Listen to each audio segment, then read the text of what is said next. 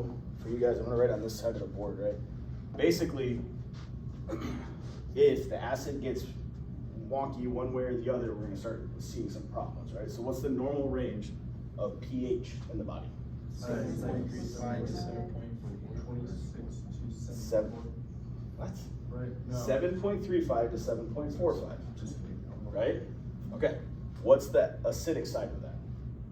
Acidic is triggering. So the low end is 7.35, which is the more acidic side, right? So we're gonna put 7.35 up here at the top. Right? What's the high side, or the basic side? 7.45. Make sense so far? Okay, so this is our pH. There's two more values I want you guys to remember, and this will make acid-base balance the most simple thing you do in your entire career, right? The next one is going to be CO2, right? What is CO2? Carbon dioxide. What is our normal range of carbon dioxide? 35? 2? I got the first one. 35? To 45. 45. They match up. It's crazy how that works, right? So our normal range of CO2 is 35 to 45. Which side is the acidic side? It's flipped on that one. Which would make it 45. 45, right? So 45 or greater, and now we're getting too acidic, right? What's the low end of the scale? 35. 35, right? 35 or lower, now we're getting to the basic side. So far, so good? Okay. The last chemical I want you to remember is called HCO3. Okay? That's bicarbonate, right? And I don't expect you guys, does anyone know the range of bicarbonate? If you do, like, gold star for the day. Okay, 22 to 26, right? 22 is the low end, the 26 is the high end, right? And all that is, basically, the more bicarbonate I have, the more acid it's gonna gobble up, right? So obviously if I have less, then my acidity is gonna be higher. Does that make sense? And if I have more bicarbonate to gobble up the acids, then I'm gonna be more basic. So far, so good? Okay, so these are the three chemicals I want you to remember, and I wrote this down very specifically for a reason, right? Because on the test, out there in the field, when you pull what's called ABGs, does anyone know what ABGs are? It's arterial blood gas. Arterial blood gases, right? This is how we're gonna determine if our patient's acidic or basic and what type they're in, right? So remember, pH is simply our acidity, right? CO2 also measures acidity, but it's really measuring a compensatory mechanism, right? And what it's measuring is respiratory compensation. Okay? And HCO3 is doing the same thing. It's measuring a compensatory mechanism. That mechanism is going to be a metabolic compensation, right? So as we can see here, we have respiratory and metabolic compensation mechanisms kind of competing against each other, right? So we're gonna go on to another concept real quick and then we'll tie it back into this, all right? So considering that, there's really three forms of compensation that I have, right? So I have uncompensated.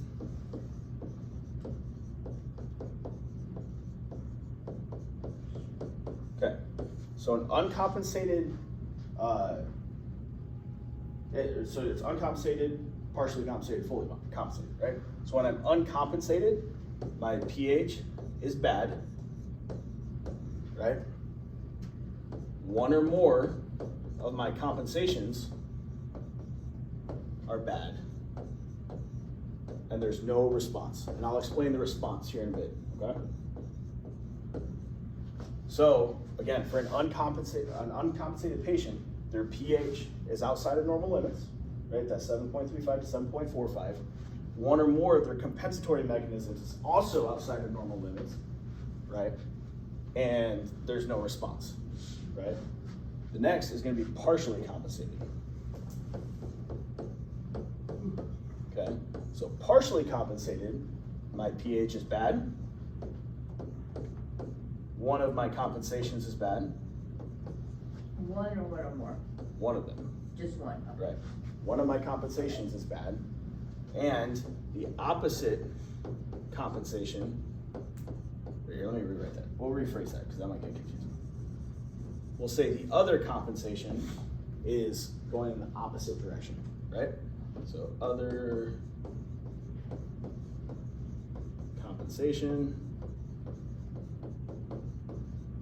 goes opposite. And I know this is kind of a weird thing right now, but once we go back to the chart, it'll make a lot of sense, okay? And then lastly, we have fully compensated. Full compensation is gonna be pH is, wait, I should say that, pH is bad. So for fully compensated, my pH is good, right?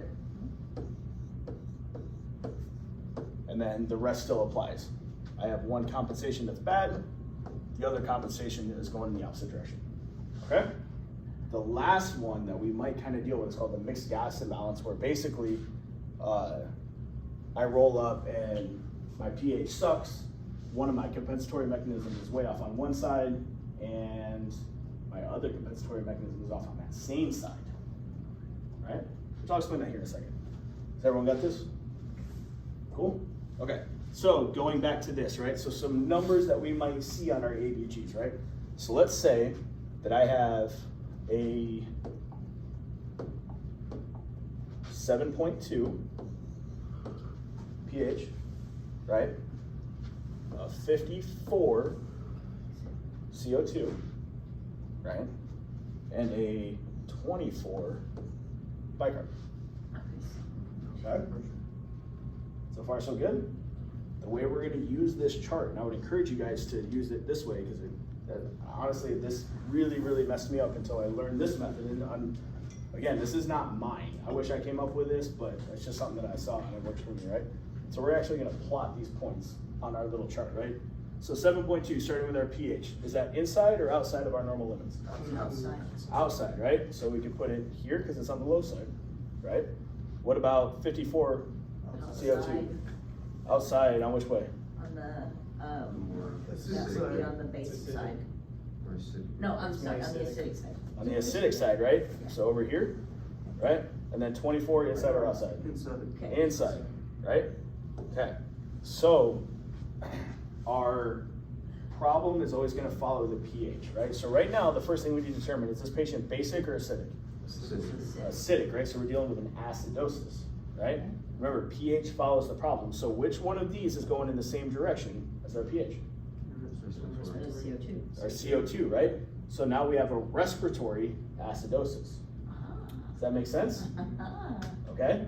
Now we need to determine if it's compensated, uncompensated, or fully compensated, right? So remember, an uncompensated patient, their pH sucks, one of their values is outside normal limits, and the other one is not. And basically what's happening here is I'm acidic because my respiratory system is messed up, and bicarb hasn't done anything to stop it yet.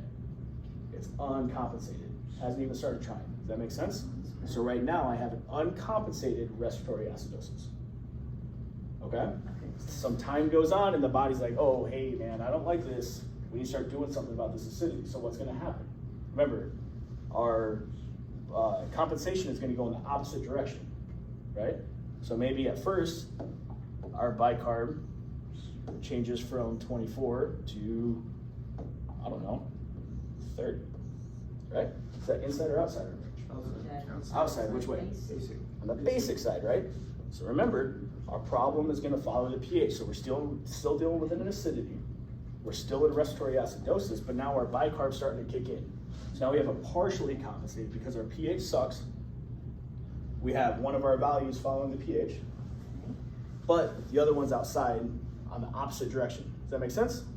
Okay, some time goes by, things are getting better. What do you think the next natural change is?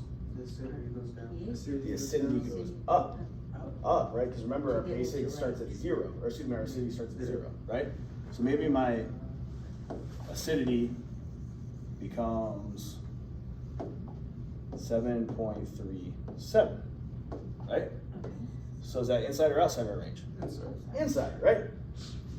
So I'm still dealing with an acidity, or excuse me, I'm still dealing with a respiratory problem, but now my pH is within normal limits, but my values are still out of whack. So this is a fully compensated respiratory acidosis because my bicarb did its job and brought the pH back in where it's supposed to be. Does that make sense? Okay, so the other thing we might see, that mixed gas imbalance is gonna look something like,